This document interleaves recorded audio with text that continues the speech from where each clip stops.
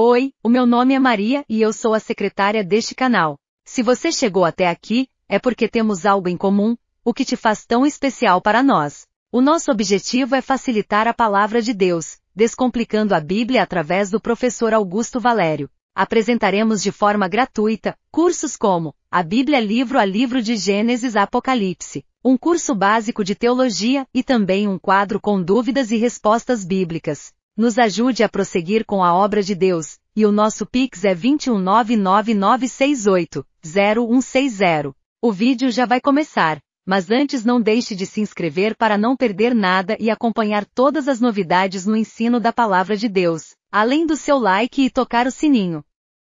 Oi gente, aqui é o professor de Teologia Bíblica, Augusto Valério e hoje vamos apresentar o 10º módulo do curso de Teologia.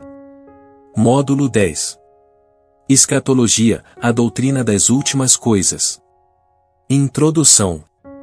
A escatologia é a doutrina que estuda os últimos acontecimentos relacionados entre Deus e os homens. O termo escatologia vem do vocábulo grego ischatos, que significa últimos e logia, que provém também do grego e significa estudo ou tratado. Portanto, escatologia é a doutrina que estuda todo o plano profético de Deus para o futuro da humanidade. Nestes últimos dias o Espírito Santo tem despertado uma consciência escatológica em cada um daqueles que amam e aguardam a vinda do Senhor Jesus Cristo. Há uma variada divergência hermenêutica no meio protestante, com várias linhas de interpretação escatológica. A escatologia bíblica é sem dúvida a matéria mais enigmática e especulativa da teologia sistemática. Os debates são importantes para o aprofundamento do estudo profético e das várias correntes de interpretação do livro do Apocalipse. Existem três principais escolas escatológicas: a amilenista, a pós-milenista e a pré-milenista. O amilenismo defende que o milênio ocuparia todo o período intermediário entre o primeiro e o segundo advento de Cristo, e não um tempo literal de 1000 anos. Entendem que o milênio consiste em um reinado espiritual de Cristo, que começou quando Satanás foi amarrado por ocasião da primeira vinda de Cristo. 2. O pós-milenismo defende que haverá neste mundo um glorioso reinado de Cristo, em seguida a sua volta. Esse reinado, do qual os cristãos participarão, ocorrerá à medida que mais e mais nações e povos vierem se submeter ao senhorio de Cristo. Visto os números na literatura apocalíptica terem, por muitas vezes, um sentido simbólico, os 1000 anos seriam qualquer período de tempo, antes da volta de Cristo, quando o Evangelho triunfar sobre o mundo inteiro. 3. O pré-milenismo defende que o milênio será um tempo literal de 1000 anos que acontecerá no período de transição entre esta era e o estado eterno, contando a partir da segunda vinda de Cristo em glória. Satanás será solto e em seguida lançado em definitivo no lago de fogo e enxofre. Em seguida acontecerá o juízo final e o estabelecimento dos novos céus e da nova terra. Esse ponto de vista retrocede até o século II depois de Cristo. Entretanto, o cristão, salvo na pessoa bendita de Jesus Cristo, não deve se preocupar com essa ou aquela corrente de interpretação especulativa da escatologia, pois o próprio Jesus advertiu aos seus discípulos que não se preocupassem com assuntos escatológicos que o Pai reservou para sua exclusiva autoridade, mas sim em evangelizar o mundo. A única coisa que Jesus mais advertiu e pediu foi a perseverança e vigilância constante dos salvos que aguardam a vinda do Filho do Homem, seu amado noivo da Igreja. A posição do salvo em Cristo deve ser esta, aguardando a bem-aventurada esperança e o aparecimento da glória do grande Deus e nosso Senhor Jesus Cristo, o qual se deu a si mesmo por nós, para nos remir de toda iniquidade e purificar para si um povo seu especial, zeloso de boas obras. Vamos resumir este estudo escatológico em 12 principais assuntos. 1. O arrebatamento da Igreja. 2. O tribunal de Cristo. 3. As bodas do Cordeiro. 4. A grande tribulação. 5. O anticristo. 6. A segunda vinda de Cristo em glória. 7. A batalha do Armagedon. 8. O milênio. 9. O juízo final. 10. A eternidade com Deus. 11. Novos céus e nova terra. 12. A perfeição da Nova Jerusalém. Vejamos. Tópico 1. O arrebatamento da Igreja. O arrebatamento da Igreja sempre foi ilustrado desde o Antigo Testamento através de tipos e símbolos proféticos. Do Gênesis ao Apocalipse, a Bíblia fala da vinda do Senhor Jesus Cristo, o evento escatológico mais aguardado pela Igreja no momento. Em relação ao arrebatamento da Igreja, existem também 3 escolas de interpretação. 1. Pré-tribulacionista. 2. Mesotribulacionista e 3. Pós-tribulacionista. O pré-tribulacionismo defende o arrebatamento da Igreja antes da Grande Tribulação, o mesotribulacionismo defende o arrebatamento da Igreja no meio da Grande Tribulação e o pós-tribulacionismo defende o arrebatamento da Igreja ao final da Grande Tribulação. Para os que acreditam no pré-tribulacionismo, escola escatológica que defende a vinda do Senhor Jesus Cristo antes da Grande Tribulação, a vinda de Cristo se dará em 2 fases distintas. Vejamos.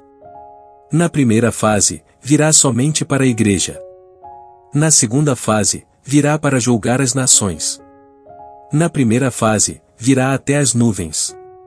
Na segunda fase, pisará os pés no Monte das Oliveiras. Na primeira fase, virá como ladrão de noite.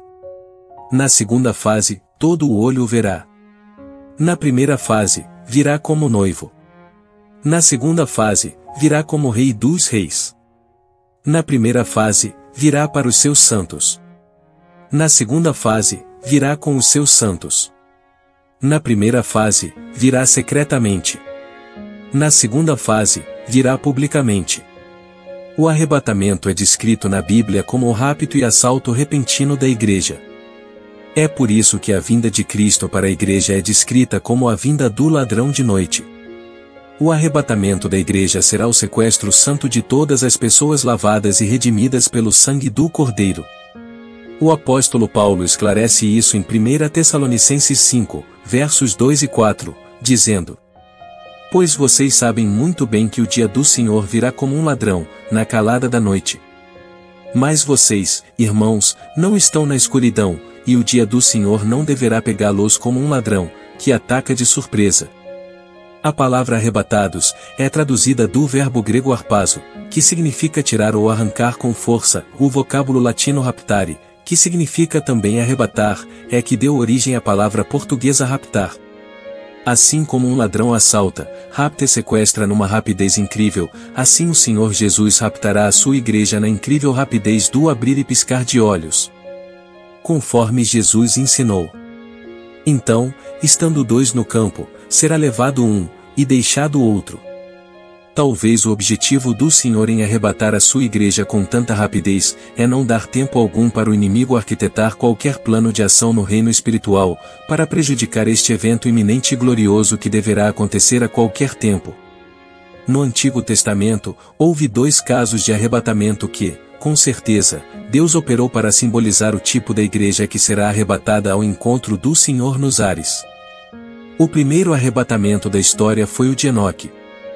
Enoque representa a Igreja que anda com Deus na terra e será trasladada pelo Senhor. O segundo caso de arrebatamento no Antigo Testamento foi o de Elias. Elias representa a Igreja fiel que subsiste de pé perante o Senhor, no meio de uma geração idólatra e pecaminosa e será levada, de forma repentina e sobrenatural, da terra para o céu. Tópico 2. O Tribunal de Cristo. A Igreja, como noiva de Cristo, após o arrebatamento, passará pelo tribunal de Cristo para receber os atavios, que serão simbolizados pelos galardões. As nossas obras serão avaliadas pelo crivo divino, se aquilo que fizemos para o Senhor aqui na terra, foi qualificado como ouro, prata e pedras preciosas ou foi desqualificado como madeira, feno e palha. A palavra grega, utilizada por Paulo para tribunal é bema, utilizada para designar o palco ou pódio dos juízes nos Jogos Olímpicos. Os competidores premiados, ao receber suas coroas, não se julgavam a si mesmos melhores, nem aos outros melhores do que eles. No tribunal de Cristo, os cristãos premiados, não se julgarão melhores do que ninguém e nem aos outros melhores do que eles. A avaliação das obras será feita pelo perfeito crivo divino. Lá não haverá suspeita de jurados no critério de avaliação das obras.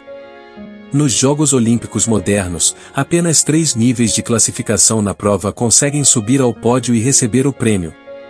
O primeiro lugar recebe a medalha de ouro, o segundo lugar recebe a medalha de prata e o terceiro lugar recebe a medalha de bronze. No Tribunal de Cristo, apenas 3 níveis de classificação receberão o galardão.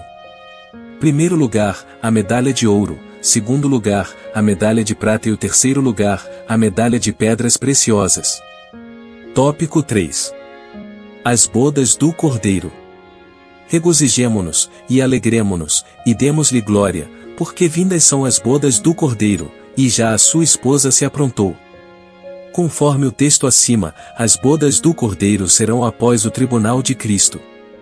Porque a expressão, já a sua esposa se aprontou, mostra que a igreja já se apresentará alegre com os seus galardões, para a comemoração de uma grande festa no céu. Você já imaginou os salvos chegados de todas as partes da terra e de todos os tempos, se saudarem mutuamente? Conheceremos os santos do Antigo e Novo Testamento e reencontraremos com aqueles que antes foram estar com o Senhor. Para que comais e bebais a minha mesa no meu reino e vos assenteis sobre tronos, julgando as 12 tribos de Israel, é o que disse o Senhor Jesus Cristo. As bodas do Cordeiro, seguir-se-ão logo após o arrebatamento da igreja e ao tribunal de Cristo. A igreja é chamada de noiva, as bodas do Cordeiro serão a festa de casamento da igreja com Cristo, união esta que nunca se acabará. E assim estaremos sempre com o Senhor. Tópico 4. A grande tribulação. O profeta Daniel descreveu este período dizendo: E, naquele tempo, se levantará Miguel, o grande príncipe, que se levanta pelos filhos do teu povo, e haverá um tempo de angústia, qual nunca houve, desde que houve nação até aquele tempo, mas, naquele tempo, livrar-se-á o teu povo, todo aquele que se achar escrito no livro.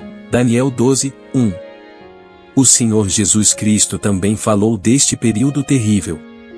Porque haverá, então, grande aflição, como nunca houve desde o princípio do mundo até agora, nem tampouco haverá jamais. Mateus 24, 21. É tempo de angústia para Jacó. Jeremias 30, 7. É um dia de trevas. Amós 5, 18. O dia da vingança do nosso Deus. Isaías 61, 2. É o grande dia da sua ira. Apocalipse 6, 17. A palavra tribulação literalmente significa comprimir com força, como se pisa as uvas no lagar, ou como a cana-de-açúcar no moinho. Em Isaías 13, 11, o Senhor Deus afirma: E visitarei sobre o mundo a maldade e, sobre os ímpios, a sua iniquidade, e farei cessar a arrogância dos atrevidos e abaterei a soberba dos tiranos. O tempo de duração da grande tribulação é de 7 anos. Porém dos 7 anos, os piores serão os últimos 3 anos e meio.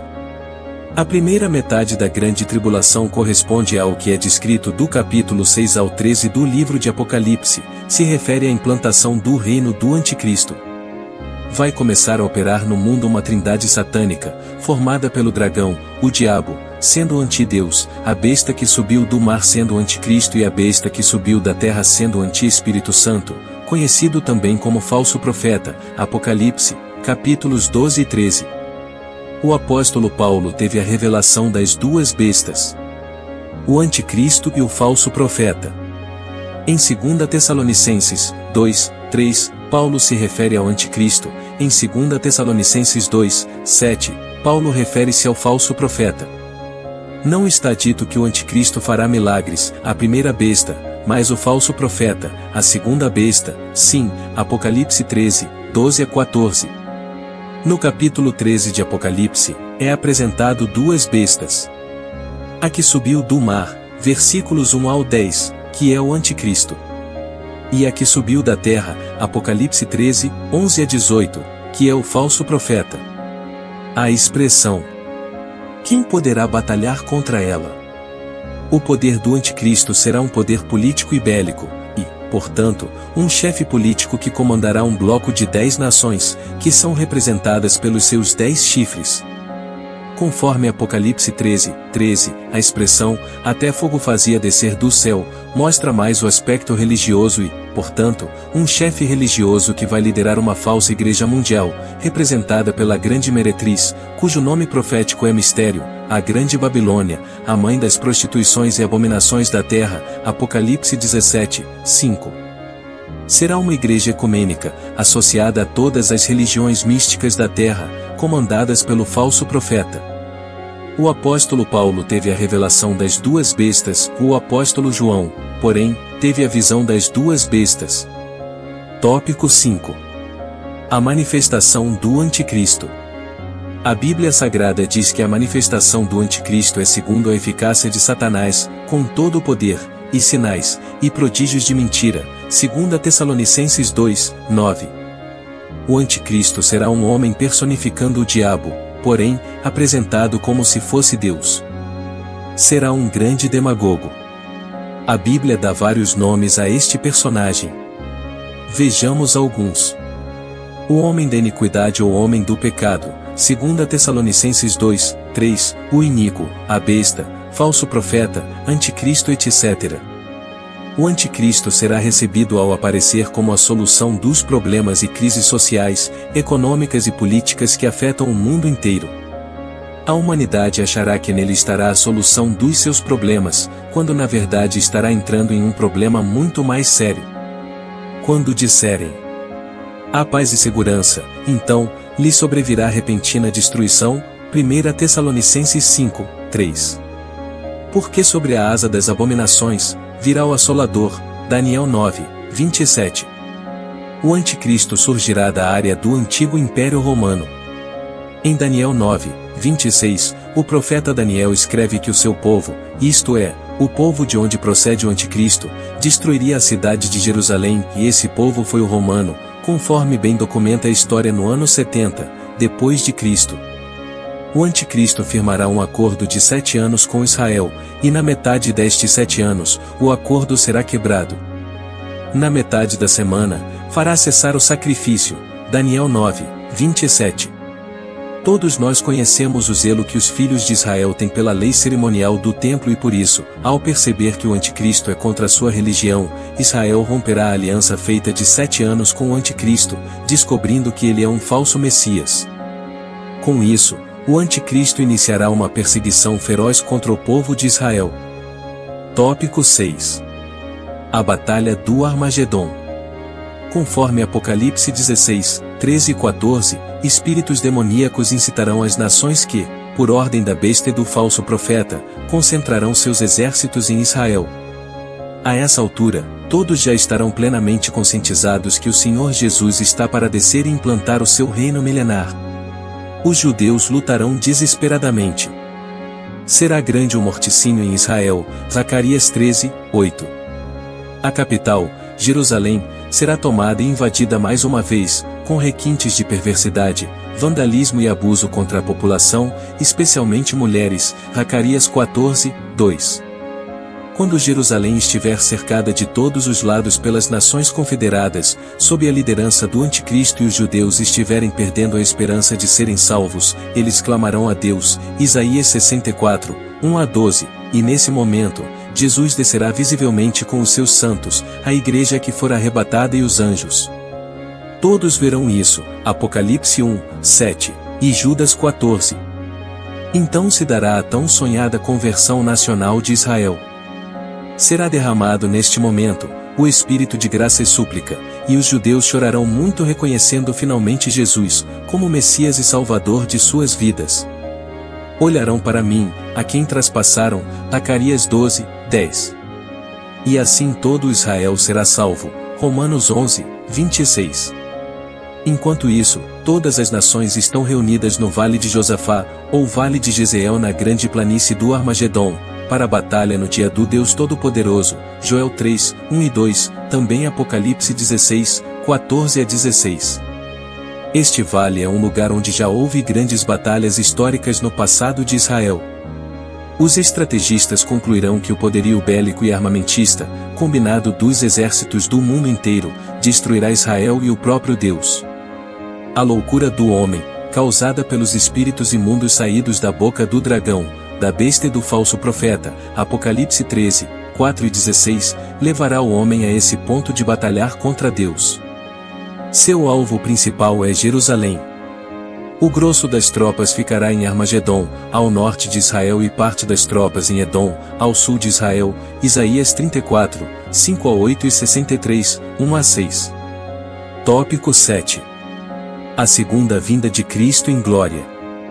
A segunda vinda de Cristo em glória se dará no final da grande tribulação, para destruir o anticristo com o sopro de sua boca e implantar o seu reino milenar na terra após derrotar o anticristo, o falso profeta e seus aliados na batalha do Armagedon. Apocalipse 19, 11-16, e Zacarias 14, 1-4.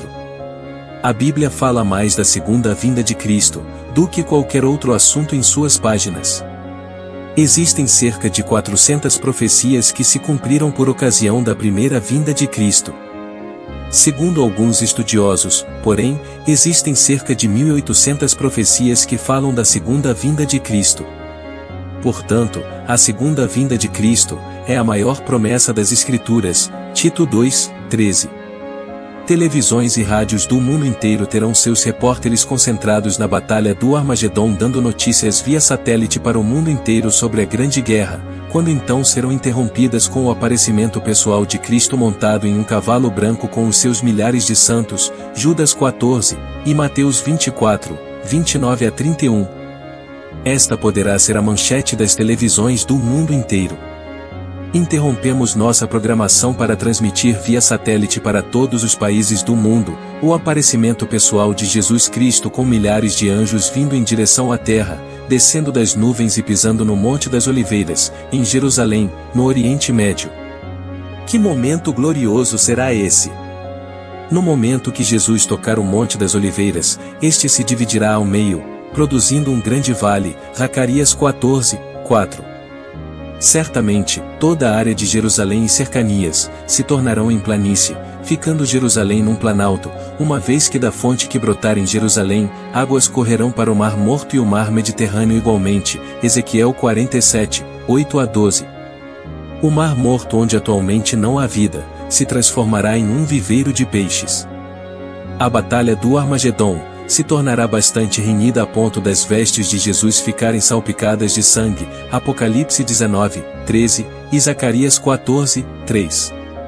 E então, o Senhor Jesus Cristo destruirá o anticristo e o falso profeta pelo sopro de sua boca e os aniquilará pelo esplendor de sua vinda. 2 Tessalonicenses 2, 8, e Apocalipse 19, 15, lançando a besta e o falso profeta vivos no lago de fogo, que arde com enxofre. Apocalipse 19, 20. E todos os aliados da besta e do falso profeta com seus exércitos, foram mortos e seus corpos estendidos sobre a terra servindo de alimentos para as aves de rapina. Apocalipse 19, 17-21. Certamente que serão tantos mortos nesta batalha, que não haverá cemitério que dê para enterrar tanta gente. Segundo Apocalipse 9, 16, somente o exército aliado do anticristo era de 200 milhões de cavaleiros. Realmente é impossível enterrar tanta gente. Ezequiel 39, 17-20. Israel levará 7 meses para enterrar os mortos e purificar a terra. Ezequiel 39, 11-12. Tópico 8. O milênio. O milênio é o maravilhoso reinado de Cristo na terra por 1000 anos. Apocalipse 20, 1-6. O termo milenar ou milênio corresponde ao seu período de duração, que é de 1000 anos. Será o último período de oportunidade para a raça humana. Como já aprendemos, existem correntes de teólogos que acham difícil Jesus vir novamente à Terra para reinar durante 1000 anos. Isso é puro raciocínio humano. Ora, muito mais difícil seria ele vir para ser humilhado, morrer e sofrer como homem por nossos pecados, levando sobre si a nossa maldição, pois isso ele já fez. Gálatas 3, 13. Por muito mais motivo, ele virá para reger as nações com vara de ferro, como Rei dos Reis e Senhor dos Senhores. Apocalipse 19, 15, e Salmos 2, 7-12. Esta época áurea é ansiosamente aguardada pelo povo israelita. Lucas 2, 38 e Atos 1, 6-7. Jesus não lhes tirou esta esperança, apenas não revelou o tempo. Existem milhares de promessas a respeito deste reino glorioso. Zacarias 14, 9-21, e Miqueias 4, 8-13. Este período é também chamado de consolação de Israel, tempo de grandeza e glória para Israel, redenção de Israel, reino prometido a Davi. O milênio será a resposta às milhões de orações do povo de Deus através dos tempos. Venha o teu reino, Mateus 6, 9-13. O milênio terá o seu início no final da grande tribulação com a consequente prisão de Satanás, Apocalipse 20, 1 e 2, e terminará quando se completarem os 1000 anos que Cristo reinará na terra com os seus santos, Apocalipse 20, 4-6, culminando com a soltura de Satanás, Apocalipse 20, 7, e sua consequente destruição definitiva, Apocalipse 20, 10. No milênio ocorrerá os seguintes fatos. Primeiro, governo universal do Filho de Deus, Salmos 2, 6-9. Segundo, Jerusalém, a capital mundial, Isaías 62, 1-3. Terceiro, Israel como cabeça das nações, Zacarias 14, 16-17. Quarto, ausência do mal, Isaías 65, 25 e Apocalipse 20, 1-3. Quinto, a redenção da natureza, Romanos 8, 21.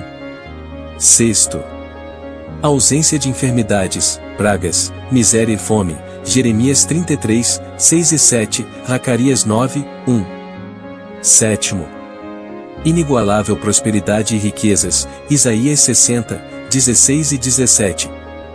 Oitavo, muita fartura e abundância, Salmo 72, 16 e Isaías 61, 7 e 8. Nono, aumento da qualidade de vida, pessoas terão a idade das árvores, Isaías 65, 20-22. Décimo, será o último período de oportunidade da raça humana, Zacarias 14, 16 e 17. 11º, a Igreja estará glorificada com Cristo na Jerusalém Celeste, Hebreus 12, 22-24, e Apocalipse 21, 9 e 10. 12º, o templo milenar será construído, Ezequiel 47, 1. 13º, os judeus possuirão toda a terra prometida, Amós 9, 14 e 15. 14º, a Jerusalém Celeste estacionará acima da Jerusalém terrena, Isaías 4, 5.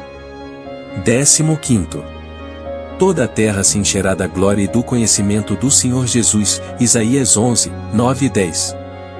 16º, o conhecimento de Deus será universal, Miqueias 4, 1 e 2.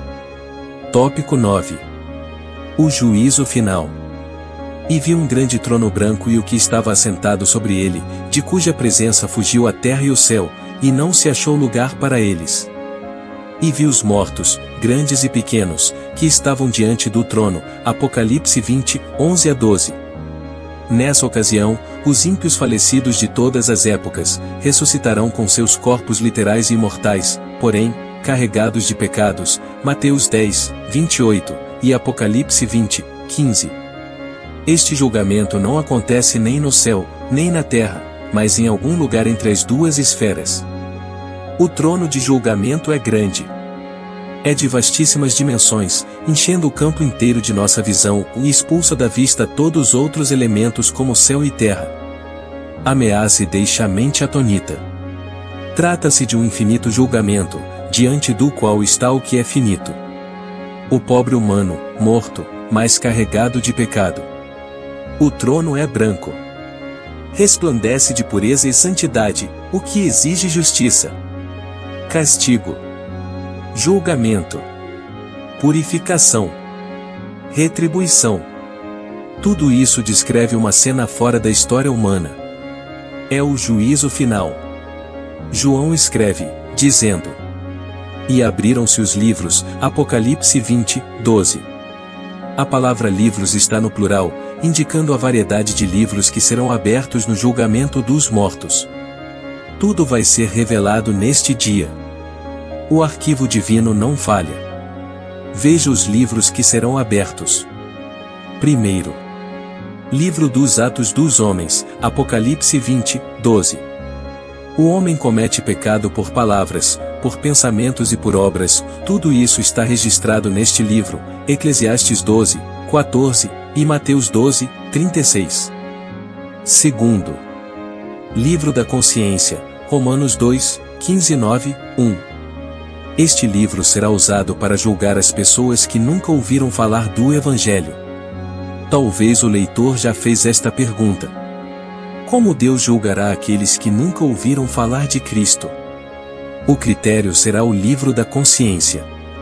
Pois, mostram a obra da lei escrita no seu coração, testificando juntamente a sua consciência e os seus pensamentos, quer acusando-os, quer defendendo-os. Romanos 2, 15. Todos os seres humanos possuem a lei da consciência em seu coração, lhe dando a noção do que é certo e errado. Terceiro livro da memória, Lucas 16, 25. Este livro trará à memória de todos os indivíduos o que eles praticaram nesta vida, fazendo com que eles reconheçam a justiça do julgamento que estão sendo submetidos. Romanos 2, 2. Quarto livro do Evangelho, João 12, 48, e Romanos 2, 16. Este livro será usado contra aqueles que tiveram a oportunidade de ouvir o Evangelho e não o aceitaram. Seu julgamento será de conformidade com o conhecimento que chegaram a ter do Evangelho anunciado pelos pregadores. Quinto livro da lei, Romanos 2, 12. Este livro será usado contra aqueles que tiveram o conhecimento da lei de Deus e não a obedeceram. Em Mateus 23, 15, Jesus chegou a dizer que os fariseus estavam ensinando os seus prosélitos, recém-chegados, a serem 2 vezes filhos do inferno, por conhecerem a lei e não a obedecerem. Sexto livro da natureza, Salmo 19, 1 a 4. Este livro também será usado contra aqueles que alegarem nunca terem o conhecimento de Deus.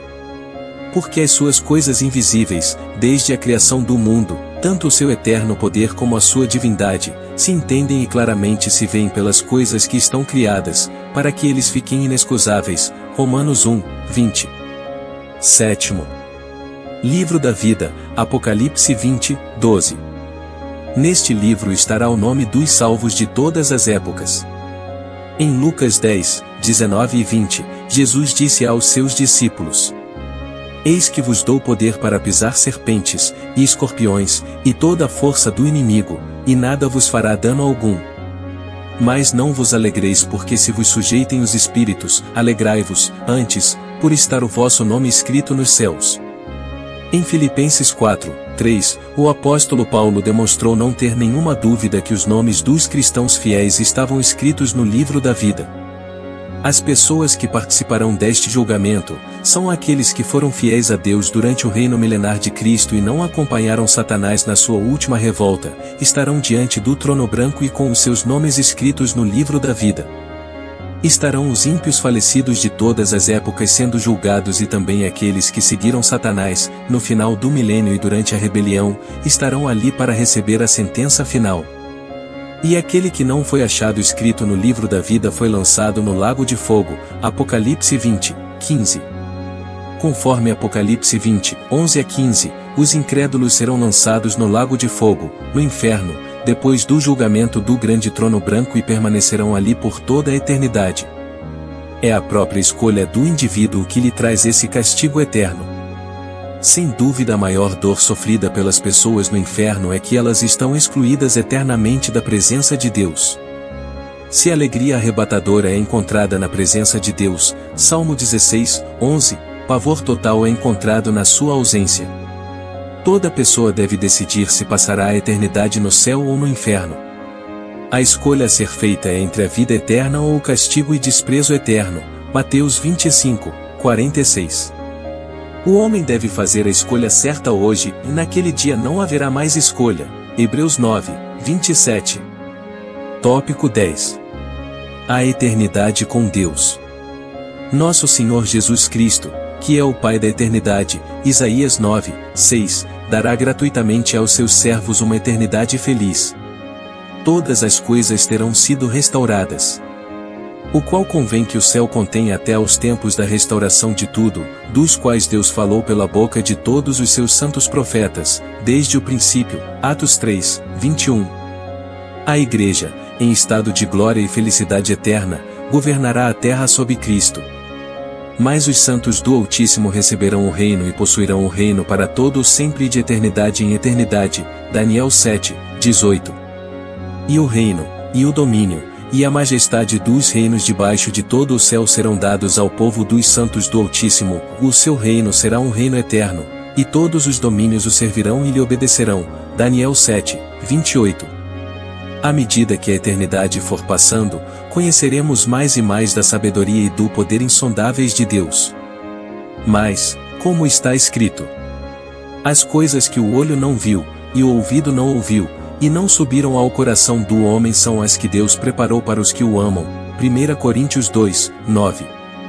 Se Jesus, quando veio aqui, revelasse os grandes segredos que nos intrigam hoje, a nossa mente não alcançaria. Ele mesmo disse: naquele dia nada, me perguntareis, João 16, 23. Jesus afirmou isso, porque a própria eternidade nos revelará tudo o que a nossa mente interroga nesta vida. Não será necessário perguntarmos a ele nada, tudo será esclarecido perfeitamente. O céu é um lugar preparado para um povo preparado com um programa apropriado para ambos. Tópico 11. Novos céus e nova terra. O apóstolo Pedro já havia manifestado o sonho de todas as pessoas salvas, dizendo: mas nós, segundo a sua promessa, aguardamos novos céus e nova terra, em que habita a justiça. 2 Pedro 3, 13. Porém, o apóstolo João viu ao vivo e a cores este novo céu e esta nova terra e escreveu, dizendo: vi novo céu e nova terra, pois o primeiro céu e a primeira terra passaram, e o mar já não existe. Apocalipse 21, 1. O apóstolo Pedro havia descrito como se daria o processo da criação do novo céu e da nova terra, dizendo: mas os céus e a terra que agora existem, pela mesma palavra se reservam como tesouro, e se guardam para o fogo, até o dia do juízo e da perdição dos homens ímpios. 2 Pedro 3, 7. Em 2 Pedro 3, 10, Pedro ainda escreveu, dizendo: mas o dia do Senhor virá como o ladrão de noite, no qual os céus passarão com grande estrondo, e os elementos, ardendo, se desfarão, e a terra e as obras que nela se queimarão. 2 Pedro 3, 10 a 12. Somente obras humanas serão consumidas. Hebreus 12, 26 a 29. O mesmo Deus que preservou a sarça de se consumir, Êxodo 3, 2, e tornou imunes ao fogo, os 3 jovens hebreus, Daniel 3, 25, também pode preservar o povo salvo saído do milênio e tudo mais que ele quiser, durante esta expurgação dos céus e da terra. E ponho as minhas palavras na tua boca e te cubro com a sombra da minha mão, para plantar os céus, e para fundar a terra, e para dizer a Sião: tu és o meu povo. Isaías 51, 16. Devido Deus ter criado a terra, com elementos na sua maioria compostos de gases como oxigênio e hidrogênio, 2 gases altamente inflamáveis. É somente Deus detonar uma centelha de sua parte, para que os céus e a terra sejam renovados. São indiscutíveis as possibilidades de serem dissolvidos os céus, de se desfazerem abrasados os elementos e de vir a existir um novo céu e uma nova terra, conforme o apóstolo Pedro escreveu, 2 Pedro 3, 10 a 13. Em que sentido serão novos? A resposta é que não serão trazidos novamente à existência, mas renovados, assim indicando existência prévia. Através das Escrituras é ensinada a reconstituição do mundo material, mediante a qual este passará da escravidão e da corrupção, para a liberdade da glória dos filhos de Deus. Romanos 8, 21. Tópico 12. A perfeição e a grandeza da Nova Jerusalém. A Bíblia descreve a Jerusalém lá de cima como sendo nossa mãe, Gálatas 4, 26. O apóstolo João escreve, dizendo: e eu, João, vi a santa cidade, a Nova Jerusalém, que de Deus descia do céu, adereçada como uma esposa ataviada para o seu marido. Apocalipse 21, 2. E a cidade não necessita de sol, nem de lua, para que nela resplandeçam, porque a glória de Deus a tem alumiado, e o Cordeiro é a sua lâmpada. Apocalipse 21, 23. O apóstolo Paulo também escreveu: mas a nossa cidade está nos céus. Filipenses 3, 20. Entre os habitantes da cidade celeste estará em lugar de destaque a igreja. De fato, O título que será dado a esta cidade santa é a noiva, a esposa do Cordeiro, e haverá outros dentre os redimidos lá, especialmente os santos do Antigo Testamento. Isso fica subentendido pelos nomes das 12 tribos de Israel, incorporados nas portas da cidade, Apocalipse 21, 12. Os 12 apóstolos representarão a igreja, Apocalipse 21, 14. Os principais habitantes da Nova Jerusalém serão homens redimidos e anjos santos e eleitos, 1 Timóteo 5, 21 e Hebreus 12, 22 a 24. A grandeza da cidade assegura lugar para todos. O livro do Apocalipse descreve as 7 perfeições da Nova Jerusalém, Apocalipse 22, 1 a 5. Vejamos. 1. Santidade perfeita. Nunca mais haverá maldição. A Nova Jerusalém será um ambiente de perfeições. Lá, a bênção será perfeita e completa. 2. Governo perfeito. Estará o trono de Deus e do Cordeiro. Quando visitamos a nossa capital federal, ficamos encantados com o suntuoso e moderno Palácio da Alvorada em Brasília, ou mesmo a famosa Casa Branca em Washington, onde fica o presidente da República. Imagine a perfeição do Palácio Celestial, onde fica o Deus Todo-Poderoso, e a perfeição absoluta do seu governo. 3. Serviço perfeito. Os seus servos o servirão.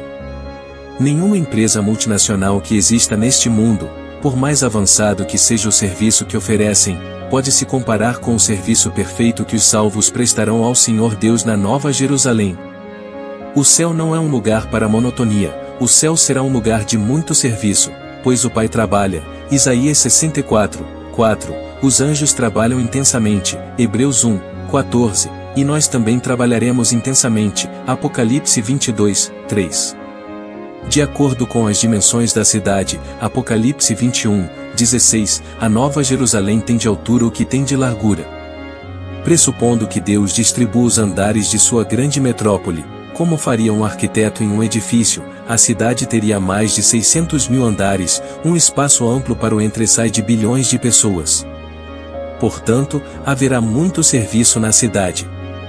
4. Visão perfeita. Contemplarão a sua face. Servimos um Deus tão elevado em maravilhas que, para vê-las, será preciso uma eternidade. Ele é um Deus tão belo, que a sua beleza aumenta mais e mais à medida que nos aproximamos dele, e contemplamos a sua face, Salmos 96, 9.